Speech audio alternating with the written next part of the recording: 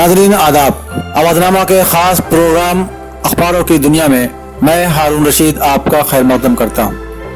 पेश खिदमत है सीनियर सहाफ़ी हफीज़ नुमानी का मज़मून, आइए मुल्ला जी फिर अजान दे दीजिए।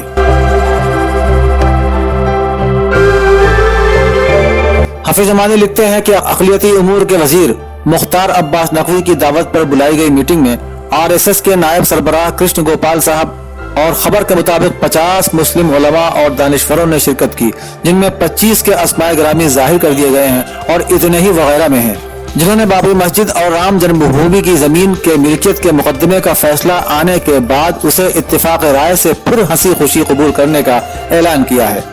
ये कोई सियासी बात नहीं है कि इस सिलसिले की सरकारी पहली मीटिंग बुलाने के लिए मुख्तार अब्बास नकवी का इंतखाब न समझ में आया और न 50 मुस्लिम उलमा और दानिशवरों से फिर ये ऐलान कराना समझ में आया कि सुप्रीम कोर्ट के फैसले को सब्र शुक्र के साथ कबूल किया जाएगा। क्या हुकूमत या वजीर अक़लियती उमूर को कहीं से ये आवाज़ आई है कि मुस्लिम उलमा और दानिशवरों ने सुप्रीम कोर्ट के फैसले को अगर वो उनके हक में न हुआ तो उसे मुस्तरद करने का फैसला किया है, और अगर किया है तो वो फिर मुल्क में क्या करने का प्रोग्राम बना रहे हैं? बाबरी मस्जिद की शहादत के बाद मुसलमानों ने सिर्फ अदालत का ही दामन पकड़ा है, और जब इलाहाबाद हाई कोर्ट ने 1/3 जमीन मस्जिद के लिए देने का फैसला किया तो अदालत के अहाते के अंदर ही सुन्नी वक्फ बोर्ड के वकील जफर याब जिलानी ने ऐलान कर दिया था कि वो इस फैसले के खिलाफ सुप्रीम कोर्ट जाएंगे, जिसके बाद सबसे पहले वक्फ बोर्ड के चेयरमैन ने नागवारी के साथ कहा था कि ये हक वकील का नहीं होता कि इस फैसले के बाद बोर्ड कौन सा कदम उठाएगा, ये फैसला बोर्ड करेगा। और हुआ भी यही कि शायद सबसे पहले जमीयत उलमा हिंद अरशदी ने सुप्रीम कोर्ट जाने का फैसला किया, उसके बाद तीनों फरीक वहीं पहुंच गए। उसके बाद से हर मुसलमान आलिम और दानिशवर ने एक ही बात कही कि सुप्रीम कोर्ट जो फैसला करेगा हम उसे मानेंगे। सुप्रीम कोर्ट ने ही जब ये तजवीज रखी कि अदालत से बाहर दोनों फरीक समझौता कर लें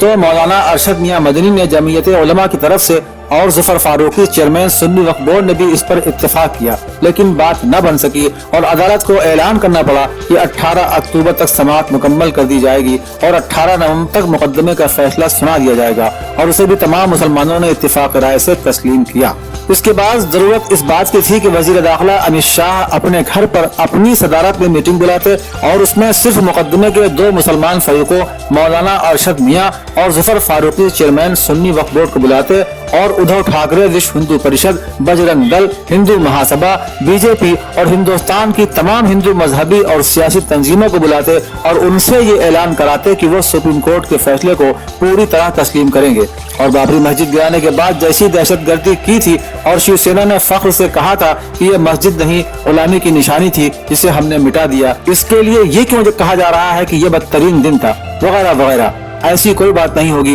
और किसी ने मुआहिदे के खिलाफ किया तो हुकूमत उसे ताकत के जरिए रोकेगी और कोई रियायत नहीं करेगी। ये इसलिए जरूरी है कि जैसे हर मुस्लिम लीडर और तंजीम ने खुलकर ऐलान किया है कि हम अदालत का फैसला खुले दिल से मानेंगे, इसी तरह हमारे हिंदू भाइयों ने नहीं कहा, जबकि अब बारी हिंदू भाइयों की थी, लेकिन मुख्तार अब्बास नकवी साहब के जरिए फिर मुसलमानों को ही बुलाकर उनसे फिर ऐलान करा दिया।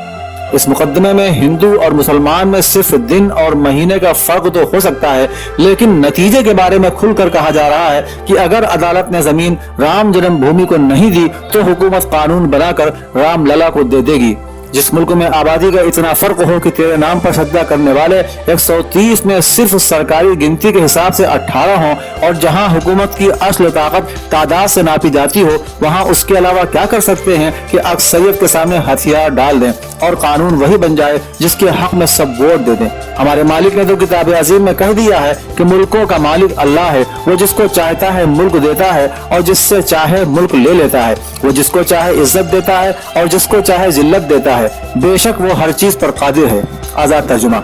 अब ये सिर्फ परवरदिगार के इख्तियार में है कि वो सुलह हुदैबिया दोहरा दे और फतेह मक्का की तरह मौजज़ा दिखा दे। ये ताकत सिर्फ उसके हाथ में है जो फाख्ता के बराबर चिड़ियों के झुंड से ग्रांडेल हाथियों को खाए हुए भूसे की तरह कर दे। इन अल्लाह अला कुल्लि शैइन कदीर, बेशक अल्लाह हर चीज पर कादिर है।